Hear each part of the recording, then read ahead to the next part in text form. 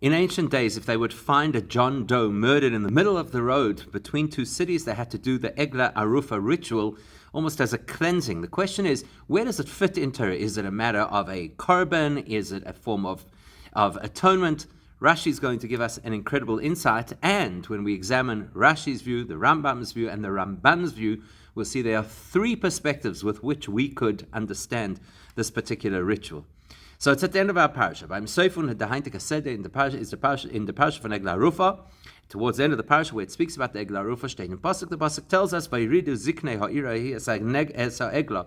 the elders of the city that is closest to where the dead body was found, they have to take this calf, Nachal Esan, we'll see what exactly Nachal Esan means, a strong piece of irrigated land or riverside land, that shall not be worked and shall not be planted, and they break the neck of this calf there. So Rashi says, what does it mean for Orfu? What do you mean they break the neck? He says, you take a cleaver and you effectively chop its neck at the back. And then he explains why. The Eibishter says, let's bring a 1-year-old calf that's never going to have the opportunity to produce.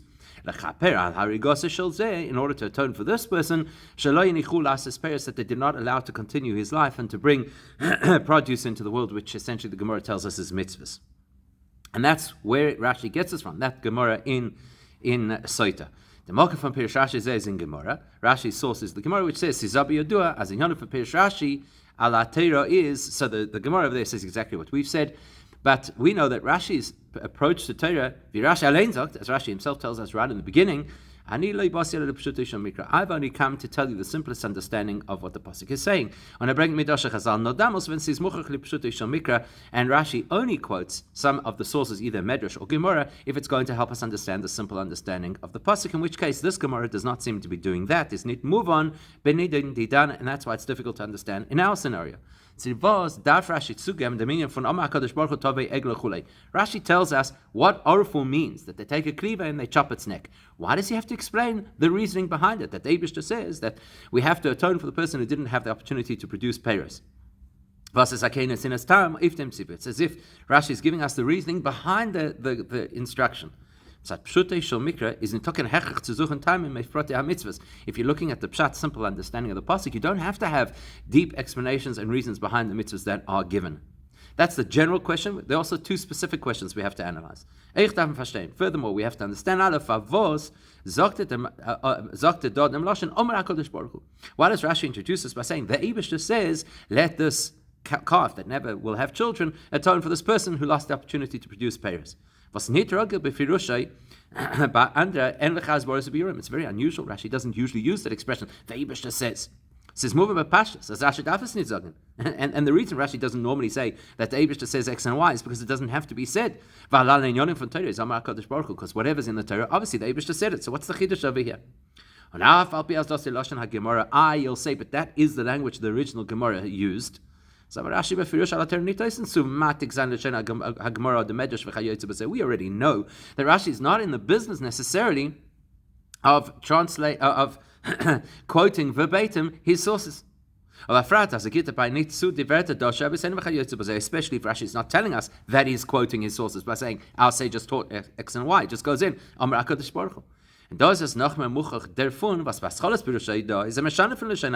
especially when you consider that at the beginning of his commentary, he actually uses language that is different from the language of the Gemara. So why add these words? What insight does it add to us understanding what the procedure was of the Eglah Arufa? That's question one. And question two is based the fact that Rashi puts two what appear to be very different parts of his commentary into a single Dibra Maschil is strange. Why does he put this part about what the Eibishter is saying, the explanation why there's an Eglah Arufa, as part of his explanation of what the word v'arfu means, which is just telling us what the actual process is to chop its neck from the back. The idea that the Eglah Arufa comes to atone for the loss of this life Is it often platform for Arufa? It's not something which is linked specifically to the way in which the calf is being killed. It's something which speaks to the general principle of what's going on over here. Why we're taking a 1-year-old calf and we kill it specifically in an environment that also is not productive. This is like the Gemara says specifically. The Gemara there says very clearly, why do we want to bring this calf into a nachal, so to speak, riverside valley that's not going to produce fruits? So what Rashi should have done, which would align much better with the way Rashi normally does things, is to split this into 2 different commentaries under 2 different headings. He should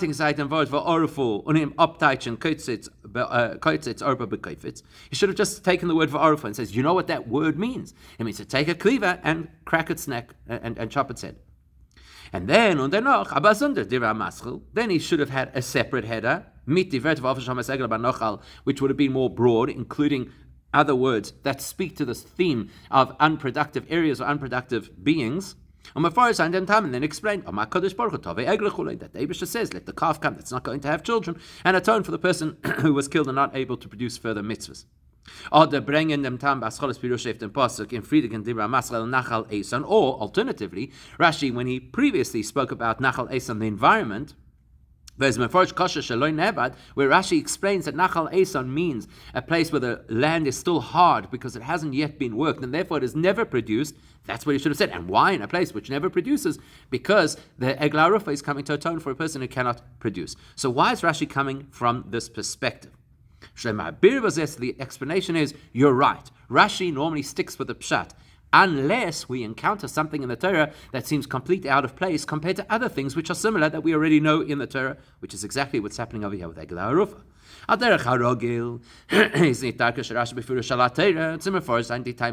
Generally speaking, Rashi's responsibility or his approach to interpreting Torah is not to tell us the reasons behind mitzvahs. But when it comes to a mitzvah, but when we encounter a mitzvah that does not seem to conform to the general principles of Torah, then Rashi has to address that and explain why this mitzvah is different from the protocols of how mitzvahs of a similar nature are usually performed. Let's be specific. When it comes to bringing and sacrificing or slaughtering an animal on behalf of human beings, up until this point in the Torah, what we have learned is kama sugim, basically 3 classes of animals that are shechted on behalf of people. Aleph karbonos was inyonim is kapara. The first type is karbonos, which are there to atone for the person. Kimaferish and parashas vayikra and sav, like we've already seen. Then beis inyonim danken fabrochis. Then there are other types of karbonos which are there to give gratitude to the Eibusher, like a carbon toida, or to bring in brachos, or to elicit brachos for us, like the general principle of a carbon shlomim, or maybe a nedava, which could be an oiler as well. And Gimel, was is Tzumetar, and then there's a third class, which is those animals that are slaughtered in order to be part of a purification process. For a person who buy matzorah, for example, like a matzorah,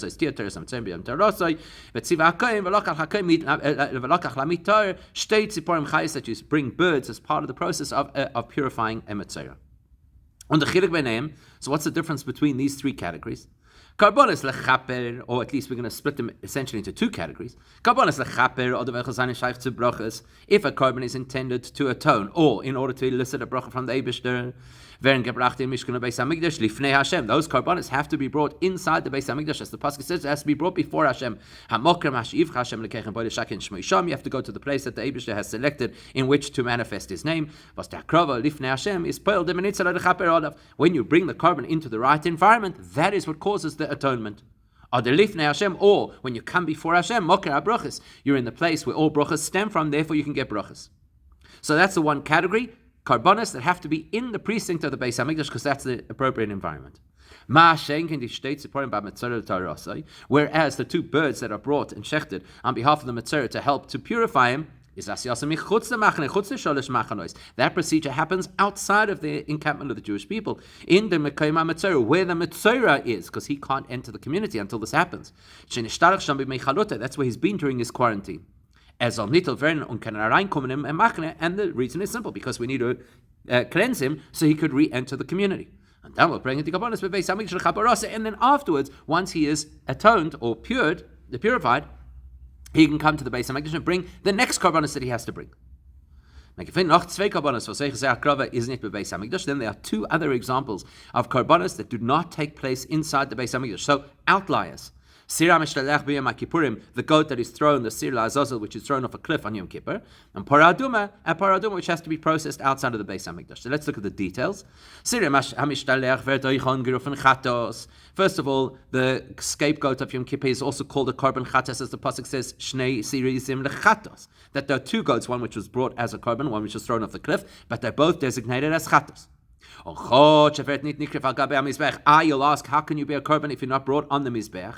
So the process by which the scapegoat atones for the Jewish community, that's the Kohen Gadol putting his hands on its head, and making a confession on behalf of the entire Jewish community, and then handing it over to the appropriate agent who's going to take it off the cliff. All of that happens inside the Beis HaMikdash. And the fact that the animal itself is then sent away to a desolate land to be thrown off a cliff is the kavana thereby. That's because there's a specific intention, which is avek shikon kol avinesem from Israel, to send away all of our avarius to a place that they should never return. As the pasuk says, hasoyer olav es kol avinoisam, that it's gzeira that the goat carries with it all of the avarius to this desolate place. But there's no question that throwing the goat off the cliff does not constitute bringing a korban. In fact, it's the opposite of bringing a korban, and therefore there's no question that it doesn't happen inside the Beis HaMikdash. The avodah part of it, the kapara part of it, happened inside the Beis HaMikdash, and so therefore it's an outlier, but it makes sense. Now the para aduma is almost the exact opposite. The whole procedure and ritual of the para aduma happens outside of the entire Jewish encampment. But what's the purpose of the paraduma? It is the beginning of a process where eventually you'll be able to have what's called mechatos, the special water that you sprinkle on a person who's been contaminated by contact with a dead body to purify them so that they could in fact participate in the Beis HaMikdash and bring karbanos. The paraduma is called a chatas even though it's not sacrificed inside the Beis HaMikdash. Rashi explains, chatas over there means chita means removing a problem, a barrier. As well as halachically, it has the status of chatas in the sense that no other person or no ordinary person is allowed any benefit from this animal as if it were a korban. So they're two outliers, but they fit within the gamut of what makes sense with karbanos. Says no, Medrash Hagodah Rashi is matik miyasoder Moshe Hadarshan diprote vinyone kapara fun para aduma. Now there is an atonement aspect, obviously the para aduma as well. That's not pshat, that's medrash, even though Rashi quotes it as a medrash. Valafapia zirasiya is bechutz to illustrate us that despite the fact that the korban, the para aduma is processed outside of the Beis HaMikdash, zayin and abedah in ir inyonim in korban, but there are elements of how it is processed that fit with the laws of a korban. So yes, it's an outlier, but it fits within the realm of a korban. It has to be a kohen who prepares it. Not any ordinary kohen, it should ideally be the second in command of the kohanim. And you have to shecht it in a way that you could see the Beis HaMikdash, and you have to sprinkle its blood in the direction of the Beis HaMikdash. So it's an outlier that is tethered back to the laws which we're familiar with that happen for korbanos. So what do we have? Karbanos that have to be kapara lifnei Hashem, karbanos which are there in order to get brachas lifnei Hashem, karbanos which are there to purify a person, which has to happen in the environment where they are, and the two outliers that don't really behave according to the laws of karbanos, but they have aspects that bring them back to karbanos. The seir la'azazel has to be processed inside the Beis HaMikdash, and the paraduma has to be done by a kohen and with the direction of the Beis HaMikdash. Now let's look at our example. The parasha seinu aber, yet when you come to our parasha, again an animal that is being shechted for the benefit of humans doesn't conform to any of these rules. By Eglah Arufa, Zetman and Gansen are naiming, and suddenly we're encountering something which is completely fresh and new. It's very clear that the purpose of Eglah Arufa is atonement. The Zakanim have to say, atone for the Jewish people, and the blood of this animal should be an atonement. So clearly the theme is atonement. Atonement is supposed to be lifnei Hashem. This is not a process of purifying somebody like the Matzor, which is something that could happen outside the Beis HaMikdash. But on the other hand, there's nothing in the ritual that resembles the laws and protocols of a korban. Nitin mokum, not the location. Men brengt das nicht zum Beis Hamikdash. We don't bring it to the Beis Hamikdash. We don't even make a mizbech where we are. We don't even have a requirement to face the Beis Hamikdash like you have the Parah Adumah. Likewise, there's no protocol specifically about who should do this. It's not kohanim who have to actually process the Eglah Arufa. The fact that it says kohanim have to be present, but that's after the Eglah Arufa process has happened. Then you saw them, the kohanim say, okay, you should atone for the Jewish people like we've just done this ritual. But they're not hands-on. They don't have to shecht the animal, there's no specific way to sprinkle the blood, etc. It does not resemble the protocols of a korban. There's the big question mark. Rashi says, where does this come from? A process of killing an animal on behalf of Jewish people to atone for Jewish people without any of the protocols of a korban? Had you argued that all of the things done with the Eglah Arufa are purely symbolic, which is in fact a suggestion of some of the other Mefarshim, not Rashi. As kashem sha'egla tamu nekiya shle'oster shum davar, just like you're taking a calf that is young and therefore hasn't done anything that is so-called bad, va'karka karka psula, and the land hasn't yet been worked, so it hasn't, so to speak, contributed yet to society. Kach onu nekiya min oretzicha, so we are also clean of having anything to do with this murder. That's why they have to wash their hands, the Torah tells us, as if to say, just as our hands are clean, so we have no involvement in this murder.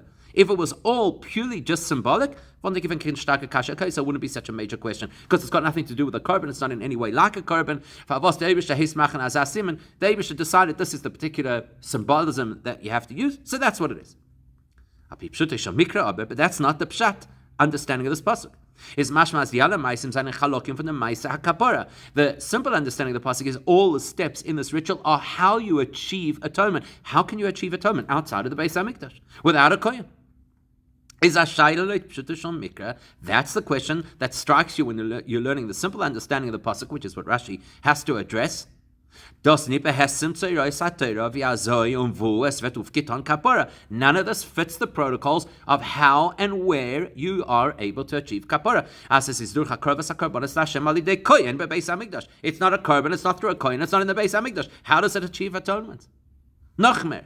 Not only that, if it doesn't conform to those rules, maybe it's actually against the rules. We're forbidden to shecht an animal as a korban outside of the Beis Hamikdash, and one who does is chayiv koros. But Pesach Hamoed lo hevia lakiv korban Hashem goyim, as it says in Parashas Achrei Mos. If you shecht and you don't bring it before Hashem, it's musan asher yoviu b'nei Yisrael lesivchem goyim Hashem el Pesach Hamoed el hakoyin v'zovchu goyim el Hashem goyim v'zora goyim al mizbach Hashem. The protocols are very clear. How you bring a korban, where you bring a korban, who has to participate in the korban, and if you don't do that, it's a big problem. How could you now claim that there's an Eglah Arufa which is causing atonement outside of the Beis Hamikdash that goes against halacha? The Rebbe Zashem Mephorish, that's where Rashi has to explain. Omar HaKadosh Baruch Hu, the Eibusha tells us something else, a new halacha that does not conform to the laws of korbanos that we're familiar with. Tov vayegla b'shnasa chulei, that is to bring this young calf v'tei ariv chulei and break its neck. Do is an amira neisefes. This is an additional insight. Miyuchedes from the Meibushin. It's a specific instruction from Hashem. Inyan shel chidesh legabei shar haTorah. Something which is new and insightful compared to anything else we're familiar with in Torah. Anaya ufen fun karpora. He has a new methodology of atonement. As need, was is need vi karbonos oshara in yona kapara in the Torah. It does not fit the laws of karbonos which we're familiar with, or other forms of atonement which we already know.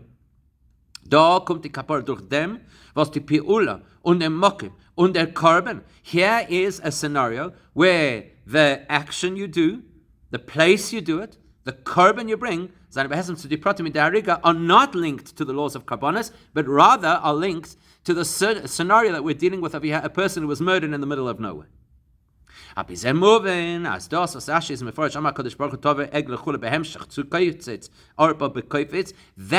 help us understand why Rashi put it all into a single interpretation, a single commentary. That once he tells us what the method of killing this animal is, to chop its neck from the back, then he's going to tell us, the Eibusha says, this is why you do it. It's nicht nur weil der Schiene von Arifa und nicht Schritte, but weiß, as do is es nicht kein Pure von Kapara wie bei Karbonos Bichlal. It's not only because once you see the method of killing this animal, you recognize it's not an ordinary korban, and therefore Rashi will tell us, let's explain why this happens. But actually, once we drill down into understanding the symbolism, the significance of chopping this animal's neck from the back, that will give us the insight into why this whole ritual behaves differently to other korbanos. In order to get there, we're going to compare this case to another scenario we've already learned about in Parashas Boy, about an animal that also gets killed by chopping at the back of its neck. And once we see the distinction between how Rashi explains the two of them, it will help us understand what is going on in the Eglah Arufa scenario. We already know previously in Parashas Boy, when we talk about Petach Hamor, that there's a mitzvah to redeem a firstborn donkey from the Kohen. So Rashi comments, the pasuk tells us if you don't redeem the donkey, then you have to break its neck. Says Rashi, Va'araftoi means you kill it from the back of its head, back of its neck with a cleaver. And he says, who hifsid mamoina shel kohen, this person by refusing to redeem the donkey is taking or causing the kohen to lose money. Therefore, lefichach yafsid mamoina. Therefore, we're going to cause him to lose money, lose the donkey. Now, from Pirusha Parashas Boy, if Rashi's already given us that insight in Parashas Boy, why does he say it differently over here in the Eglah Arufa?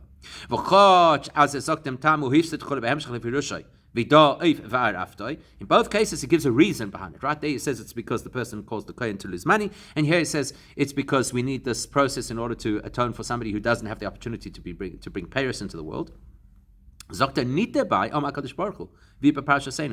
there in Boy he doesn't say the Eibush just says, because it's a new way of dealing with an animal? The reason is quite stark. Killing an animal by chopping the back of its neck versus shechting it is a far crueler way to kill the animal. When you chop the animal's neck from the back, it causes pain and suffering to the animal. As we know clearly, the whole intention of shchita is not to break any bones, which a child at this point of learning already knows. In other words, shchita is a humane way of killing an animal, and arifa is not. So why do we do something like this to an animal? So in the case of Petach Hamor, when the person refused to redeem their donkey from the kohen, Rashi explains why. Rashi immediately explains, it's not like the Torah is giving you two alternatives over here, two equal mitzvahs. Either you redeem the animal or you kill it. The pula von over because is an oynesh. Rashi wants to clarify the fact that a person lands up in a situation where they have to kill their donkey instead of redeeming it. That's a punishment for not redeeming it. He did something inappropriate. He caused the kohen to lose an asset that he could have had. Therefore, he loses an asset. Why? Because the Torah wants to emphasize that there's a loss here for the kohen, and therefore a loss here for the owner. So how do you emphasize loss? Not only in the fact that he loses his donkey, but the way in which you kill the donkey causes him additional loss or psychological pain. Because it's a cruel way to do things. First, he's obviously losing the life of the donkey. Therefore, the person who's the owner of the donkey is also losing out in some small measure as a piece of his life. As I mentioned, because we see that human psychology is that we feel the pain of our animals, and therefore the fact that this animal has to be killed in a brutal fashion is to cause him a feeling of pain. But there, Rashi doesn't have to say that this is an innovation that the Eibush introduces. Because he doesn't have to say, well, there are other similar mitzvahs, and the Arifas Petach Hamor is different to those, so therefore I have to explain to you why the Eibush just said so. This doesn't fall into any category. It's not atonement, it's not purification, it's not in order to get brachas, it's not gratitude. Therefore, he doesn't have to say, guess what? It's an unusual way to do things. Whereas in our parasha, there is a theme, atonement. Is nitvi ba kapara shale hakarbonis bebeis hamikdash, even though it's a kapara happening in a different location to where kapara normally happens. It's usually in the Beis Hamikdash. Of the pratfun varafta is v'bachata so'if. But guess what? The way in which you kill this animal does have something similar in other places in Torah. That the way that you shecht a bird when you're bringing it as a carbon is also to to slice its neck from the back. Therefore, Rashi has to clarify. Even though he's already explained what Arifa is, so why is he explaining it again over here? He says, that you cut its head with a cleaver. It's the back of its neck.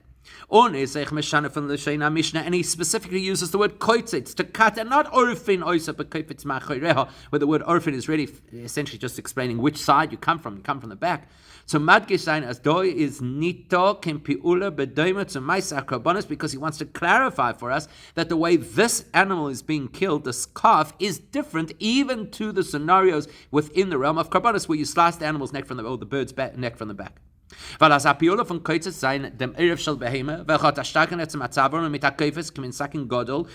fact that you cutting it from the back of the neck, this is an animal that has a strong spinal column, and you're using a cleaver, which is a large knife with a thick blade, is behefech von shchita. Rashi wants us to recognize that this is the opposite of what shchita is all about.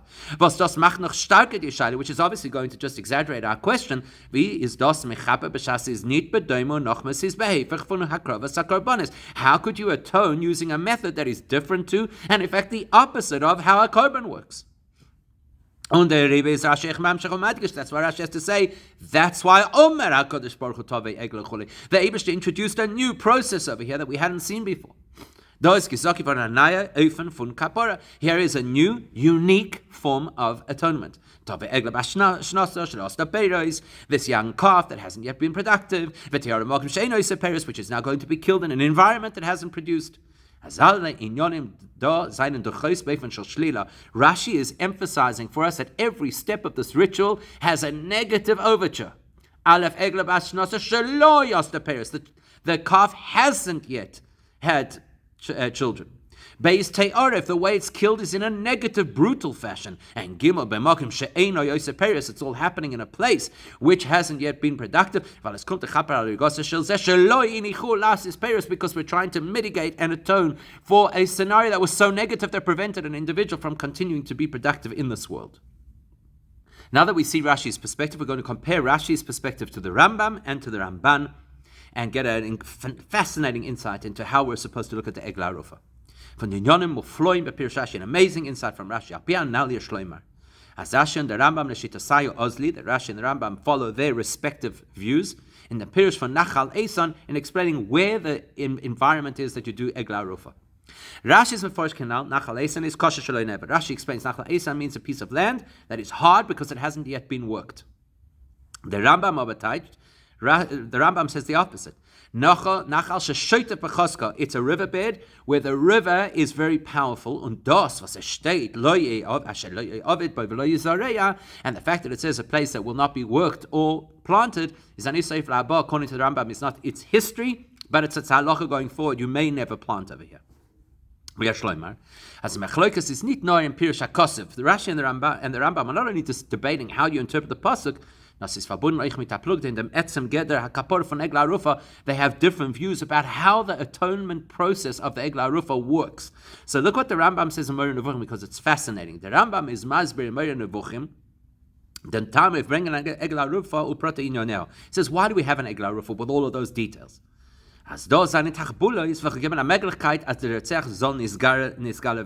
According to the Rambam, every part of the ritual is a strategy to try and expose who the murderer was. Let's read the Rambam in his original. It's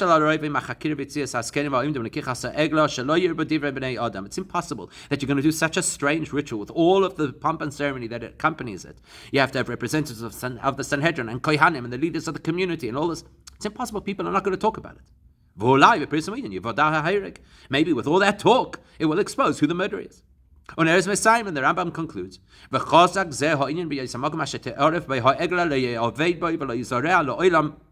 what really consolidates this push to try and expose the murderer is the fact that this piece of land may never be used ever again. The person who owns that piece of land, because you don't get to choose where this person was murdered, so it could be next to somebody's land, and that's the land now that that can never be worked again. He's going to do everything in his power and to investigate to discover who the murderer is, because he doesn't want the Eglah Arufa to go ahead, because he doesn't want his land to be banned from use ever. So that's the Rambam's view. It is all construed in order to get a person to get the society to expose the murderer. The Ramban says something, but it gets in the Prat von Nachal Eisen also with regards to the area where the Eglah Arufa has. The Ramban says there's a similarity between the Eglah Arufa and those types of korban which are done outside of the Beis Hamikdash, which, as we've discussed, are Seira Mishtalech on Yom Kippur and Parah Aduma. Says the Ramban, Monu Chachamim Eglah Arufa Miklal HaChukim. Eglah Arufa belongs in the category of those mitzvahs that have absolutely no rational basis. We actually find that the Rambam in his Yad HaChazaka says something similar to the Ramban, as the Aladrai, that these three things, Eglah Arufa, Parah Aduma, Seira Mishtalech, Veren dort gerechnet zusammen als Chukim, all belong in the category of Chukim, irrational mitzvahs.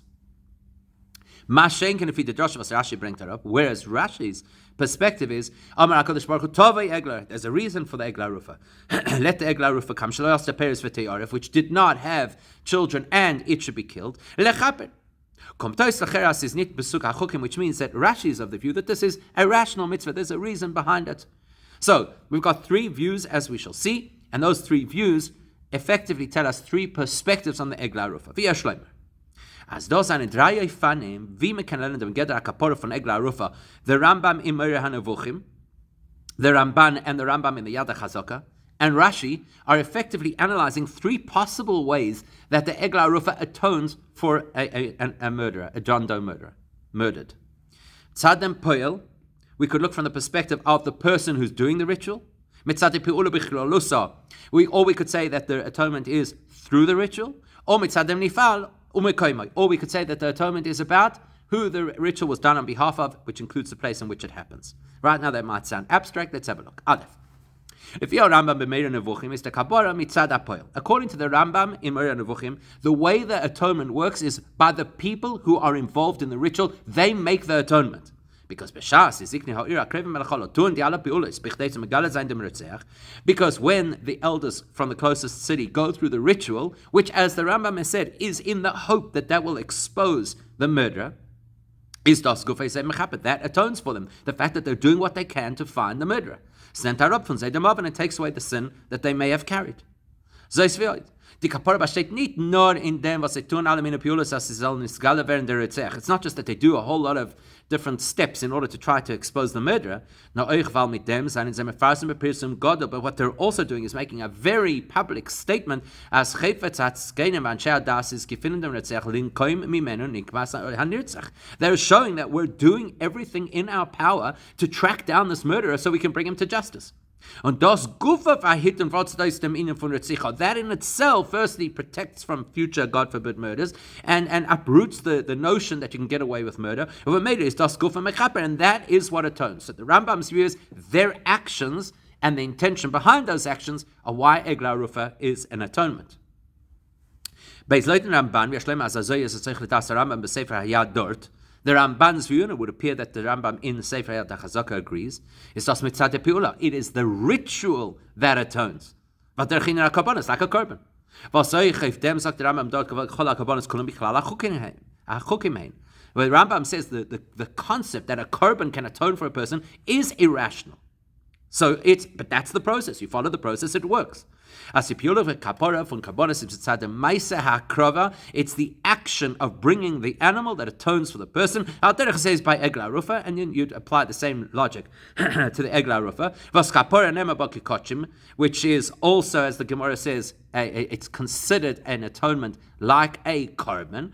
It says punkt v by ala karbonos. It says gezeras hamelech, to put it into the Ramban's words. Just like in any other korban, the fact that the korban atones for us is because the Eibishter decided so. As yeder korban is mechaper from avera is misuyames. Each korban is designed to atone for a particular kind of avera. Al derech zeh zayin da piulos a korbanos misuyames shebu chutz. There are korbanos that the Eibishter decided should happen outside of the Beis Hamikdash, and they also atone. Seira amishtalech on Yom Kippur Parah Aduma ve'Eglah Arufa. And the process is the same as the process of a korban. Was Gzeres HaMelech is, as Eichdim Eises Omechape Zayin, where the Eibishter decided in his infinite wisdom that these things should atone, even if they make no sense to us. So according to the Ramban, it is the process, the ritual, which causes the atonement. Comes Rashi, Gimel Adas, Rashi, You bring along the calf. Why? Because there's a third approach. That you don't achieve atonement because you are doing your part to uncover murders. Nor is it because the ritual is a gezeras hamelech that atones. Rather, it is the victim who is the key to the atonement. There are two victims over here: the murdered, Eglah Arufa, and the calf that's going to be killed. So therefore Rashi says, bring along that calf. And kill that calf in a place that is unproductive. Because we don't just need to atone for the fact that a murder took place. If you're atoning for an action, you atone with an action. But rather look at the victim who was murdered. Where the issue of he was not given the opportunity to be productive, to contribute to the world, and therefore we have to look, how are we mechaper for the victim's loss of contribution? You do that through the Eglah Arufa. On the Rebbe sagt man da, that's what Rashi says, that the Eibishter specifically tells us. It says, that the Eibishter introduces a new format of atonement, which is different to the regular ways that kapara works with karbonos, even different from those that are done outside of the Beis HaMikdash, because we're not looking so much at the ritual over here, we're looking at the fact that there was a victim that has to somehow be reconstituted. Which will also help us understand more clearly the distinction between Rashi and the Rambam's version of what Nachal Eson means.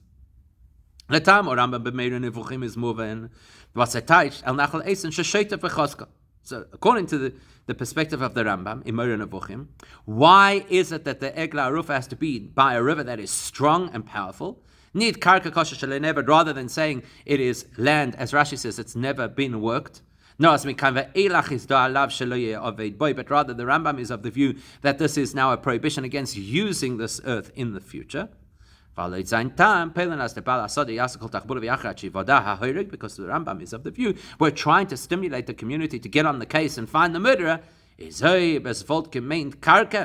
So that if the meaning of Nachal Eson was talking about the ground, as Rashi suggests, then why would it be hard land? That's not going to upset somebody. My hard land is now having an Eglah Arufa. A person would be more upset if my good field is now having an Eglah Arufa. And then that would stimulate the psychology that the Rambam is looking for, that they're going to try and expose the murderer.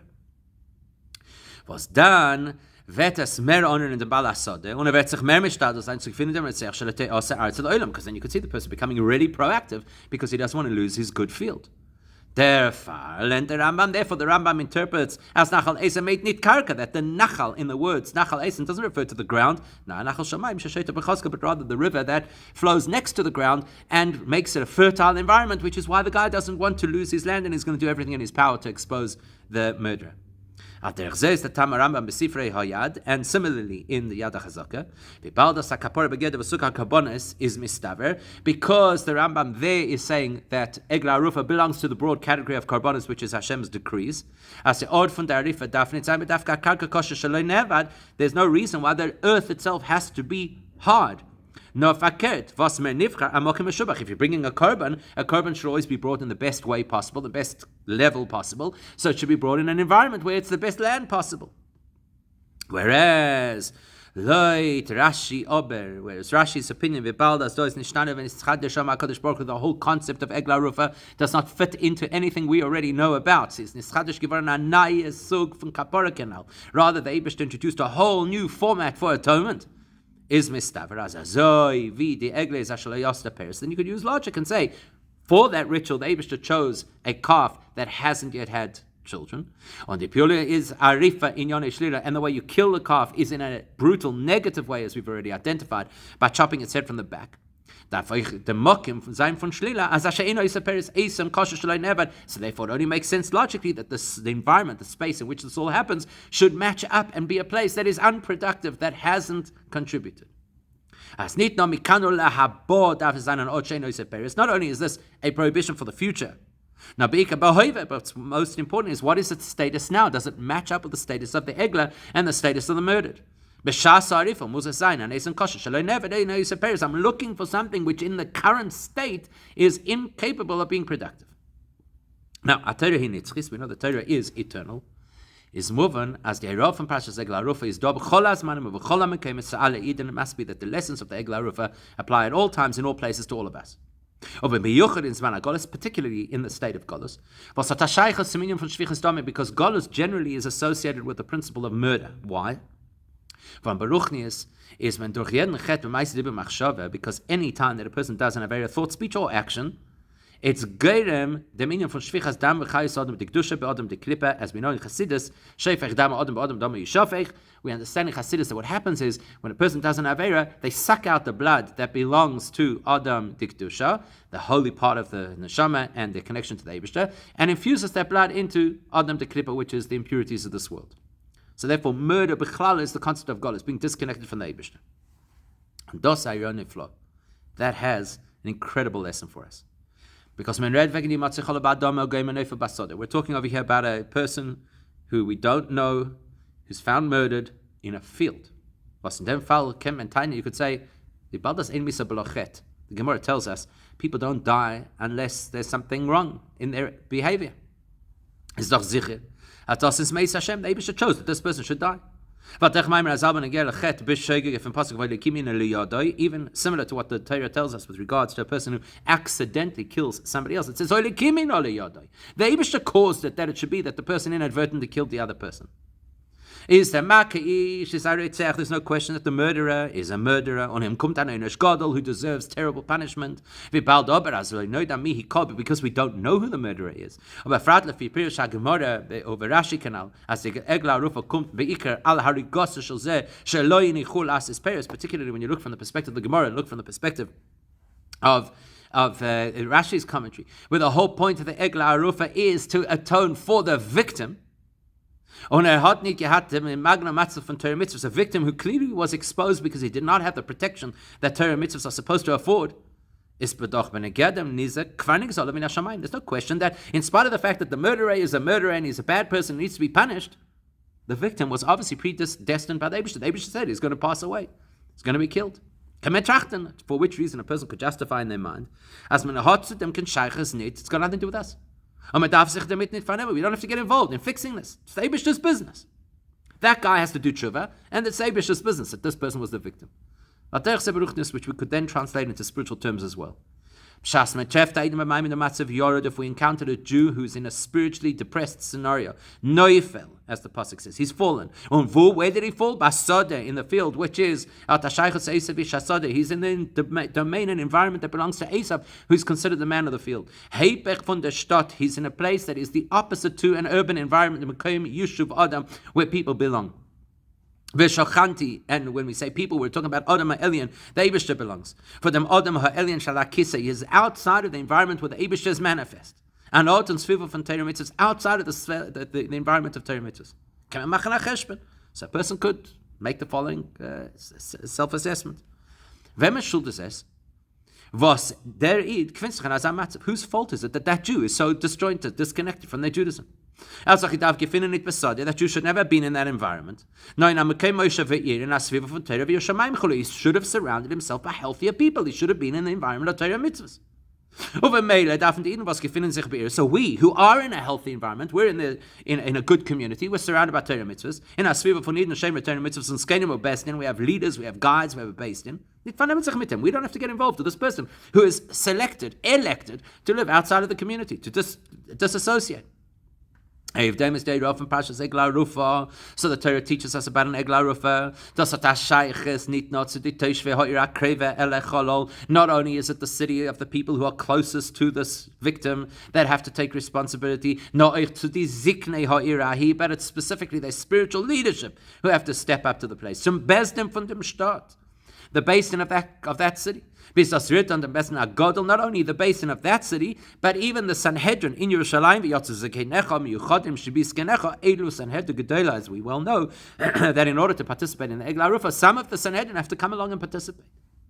Und die Sichtner Besten von der darf man machen sicher, weil der Achrosa and the leadership, the spiritual leadership of the city, have to be clear enough that they can make a public statement,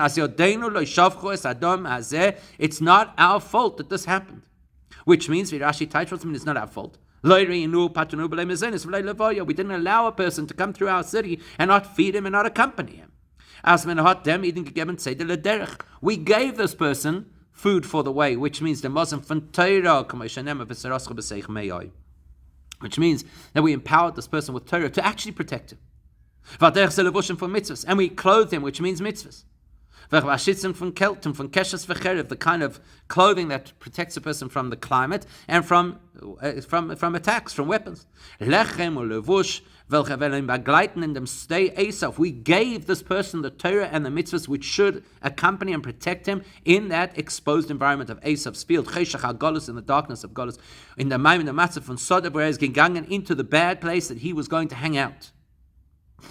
In other words, it is our responsibility. We can't just turn around and say that that person is disconnected from the community and we wipe our hands. Not only that. It's not only is this the responsibility of the people in the closest town, but you go all the way to the highest court in the land and bring representatives from the Sanhedrin. You'd think, what is the link between the Sanhedrin sitting in the Lishkas HaGazis in the Beis HaMikdash and this corpse that was murdered in the middle of nowhere? Nowhere near Jerusalem. Not an andere weite Stadt, ergens wo in Eretz Yisrael. It was some other town somewhere in Eretz Yisrael. But as we know, there is a teaching in Tanit V'Eliyahu Rabbah, which is that it is appropriate for the great Sanhedrin that are the heirs to Moshe and Aaron, to literally chain themselves with iron chains and pick up their tunics. They should go throughout the whole of Eretz Yisrael, from town to town, right across the whole country, and educate the Jewish people in order to exalt Hashem's name in the world. As in Tanit V'Eliyahu Rabbah wird das gesagt. By the way, the context of where Tanit V'Eliyahu Rabbah says this is with the terrible story of Pelegesh Begiva, where there was a civil war basically in the Jewish community, and 70,000 people were killed. Who killed them? The Sanhedrin Gedolah. Why did they kill them? Because if they had gone out and they had educated the people in such a way that the whole debacle of Pelegesh Begiva had never happened, then those people would never have died. So it's considered almost as if they killed them. So how much more so than if we're talking about a Jew who is, so to speak, lost out in the spiritual field, on mitzvahs, the person who is perhaps not even by their own choice living in a place that is devoid of Torah and mitzvahs. That's a responsibility of the leadership of the Beis Din of the Jewish people to go out and educate and bring these people into the fold. And which is a direct lesson for every Jew today. Particularly in Edel. We have to go out into wherever there are Jewish communities, even those environments that are completely not engaged with Judaism, like the field. We have to help every Jew and encourage every Jew. As in dem Zman von Elul, we have to explain that this is Elul, where the Eibishter, the King of all kings, is accessible in your Sodeh, where you're stuck. And no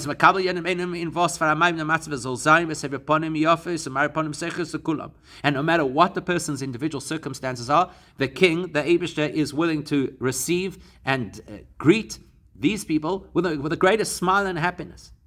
And das Kufa helped again for the Maim and the Matzah von Sodom, and that itself will help the Jew escape their spiritual desert. And then, as the Alter Rebbe continues with the famous mashal, when the king goes back to the capital city, everybody will accompany him. In the Zman von Yom Noiraim, which refers to the time of Rosh Hashanah Yom Kippur, which is the time that we fulfill the Eibishter's request of us to accept him as our king, which brings to the absolute atonement for the Jewish people on Yom Kippur, to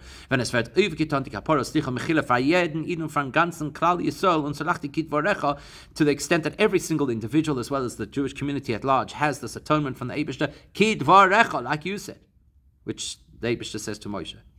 And every one of us will immediately be written and inscribed and sealed in the book of absolute tzaddikim who deserve the greatest brachos for the year. And Emetz Hashem, V'amich Kulam Tzaddikim is reason enough for Mashiach to come right now as well.